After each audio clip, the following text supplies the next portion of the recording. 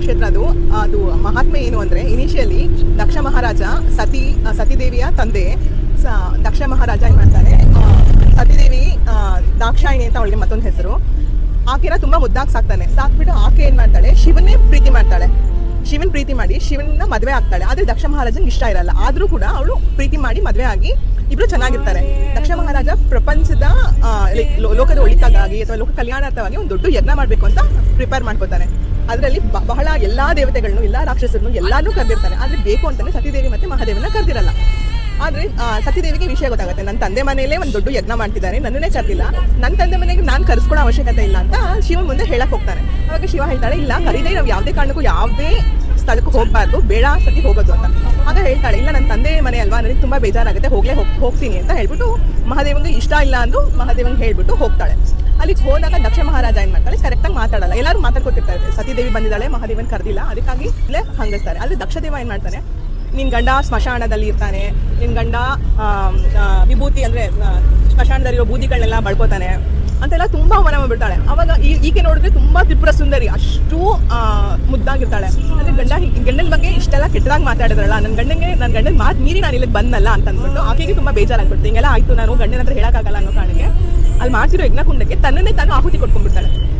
ಇದನ್ನ ತಿಳ್ಕೊಂಡ ಶಿವ ಏನ್ ಮಾಡ್ತಾನೆ, ರುದ್ರ ತಾಂಡವ ಆಡಕ್ ಶುರು ಮಾಡ್ತಾನೆ. ತನ್ನ ರುದ್ರ ತಾಂಡವದಿಂದ ಹುಟ್ಟಿದಂತವನೇ ವೀರಭದ್ರ ಅಂತ. ವೀರಭದ್ರ ಏನ್ ಮಾಡ್ತಾನೆ, ತುಂಬಾ ಕ್ರೂರ ಅವತಾರ ಆಗಿರುವಂತ ಶಿವಂದು.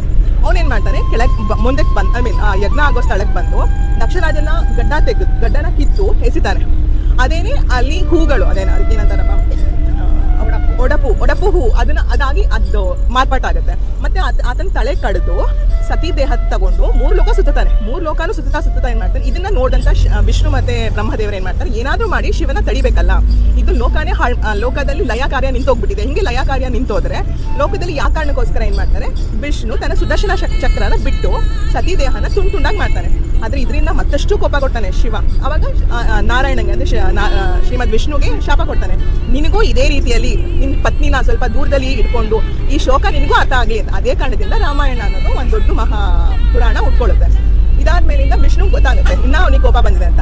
ಅವಾಗ ಶಿವನ ತಪ್ಕೊಂಡಾಗ ಶಿವಂದು ಕೋಪ ಕಡಿಮೆ ಆಗಿ ಹೇಳ್ತಾನೆ, ಇಲ್ಲಿ ಯಾರು ಈ ಕ್ಷೇತ್ರಕ್ಕೆ ಬರ್ತಾರೆ, ಅವ್ರು ಯಾರು ನನ್ನ ಪ್ರಸಾದವಾಗಿ ಒಡಪು ತಗೊಂಡು ಹೋಗ್ತಾರೆ, ಅವ್ರಿಗೆ ಯಾರಿಗೂ ನಾನ್ ಪಟ್ಟಿರೋ ವೇದನೆ ಯಾರಿಗೂ ಆಗ್ಬಾರ್ದು, ಅಂದ್ರೆ ಯಾರು ಅನುಭವಿಸದೇ ಇರ್ಲಿ ಅನ್ನೋ ವರ ಕೊಡ್ತಾರೆ. ಆದ್ರಿಂದ ಇಲ್ಲಿಗೆ ಬರೋದ್ರಿಂದ ಯಾವುದೇ ಗಂಡ ಹೆಂಡತಿ ಸಮಸ್ಯೆ ಆಗಿರ್ಬೋದು ಅಥವಾ ಏನೇ ಅವ್ರ ಮಧ್ಯೆ ಒಡಕುಗಳಿದ್ರೆ ಸರಿ ಹೋಗುತ್ತೆ ಅನ್ನೋದು ಇದ್ರ ಕತೆ.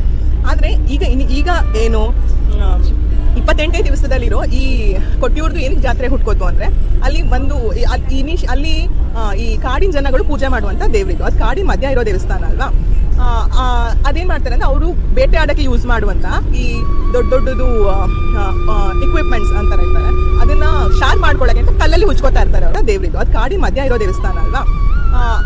ಅದೇನ್ ಮಾಡ್ತಾರೆ ಅಂದ್ರೆ, ಅವರು ಬೇಟೆ ಆಡಕ್ಕೆ ಯೂಸ್ ಮಾಡುವಂತ ಈ ದೊಡ್ಡದು ಇಕ್ವಿಪ್ಮೆಂಟ್ಸ್ ಅಂತ ಹೇಳ್ತಾರೆ, ಅದನ್ನ ಶಾರ್ಪ್ ಮಾಡ್ಕೊಳಕ್ಕೆ ಅಂತ ಕಲ್ಲಲ್ಲಿ ಹುಚ್ಕೋತಾ ಇರ್ತಾರೆ ಅವರು. ಅದೇ ರೀತಿ ಹುಚ್ಕೋಬೇಕಾದ್ರೆ ಒಂದು ದಿನ ಏನ್ ಮಾಡ್ತಾರೆ, ಒಂದು ಕಲ್ಲಿಗೆ ಉಜ್ಜುತ್ತಾರೆ. ಅವಾಗ ಅದರಿಂದ ರಕ್ತ ಬರಕ್ ಶುರು ಆಗುತ್ತೆ. ಇದನ್ನ ಅವ್ರು ಹೋಗ್ಬಿಟ್ಟು ಅವ್ರ ಪ್ರಾಂತ್ಯದಲ್ಲಿರೋ ಪ್ರೀಸ್ಟ್ಗಳನ್ನ ಕೇಳಿದಾಗ ಅವ್ರು ಹೇಳ್ತಾರೆ, ಅಲ್ಲಿ ಸಾಕ್ಷಾತ್ ಶಿವನ್ ನೆಲೆ ಇದೆ, ಇದನ್ನ ನೀವು ಶಿವನ್ಗೆ ತುಂಬಾ ಇಷ್ಟ ಆಗಿರೋದು ಅಭಿಷೇಕ, ಯಾವ್ದಾದ್ರು ಅಭಿಷೇಕ ಮಾಡಿದ್ರೆ ಬಹುಶಃ ಶಿವ ಅದನ್ನ ನಿಲ್ಲಿಸ್ಬೋದೇನೋ ಅಂತ.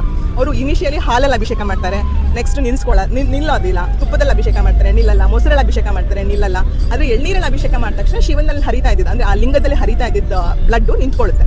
ಇದೇ ಕಾರಣಕ್ಕೆ ಅಲ್ಲಿ ತುಂಬಾ ವಿಶೇಷ ಏನು ಅಂದ್ರೆ, ಅಲ್ಲಿ ಎಳ್ನೀರಲ್ಲಿ ಏನಾದ್ರೂ ಏನಂತಾರೆ ಅಭಿಷೇಕ ಮಾಡಿದ್ರೆ ನೀವು ಅನ್ಕೊಂಡಿದ್ದು ಆ ಶಿವ ಆದಷ್ಟು ಬೇಗ ಈಡೇರಿಸ್ತಾನೆ ಅನ್ನೋದು ಅಲ್ಲಿ ತುಂಬಾ. ಮತ್ತೆ ಎಲ್ಲಿಯೂ ಕೂಡ ಈ ಶಿವನಿಗೆ ತುಂಬಾ ಮೇಜರ್ಲಿ ಏನಾದ್ರು ಪೂಜೆ ಮಾಡ್ತಾನೆ, ತುಳಸಿಯಿಂದ ಪೂಜೆ ಮಾಡಿಸಿ ಎಳ್ನೀರಿಂದ ಅಭಿಷೇಕ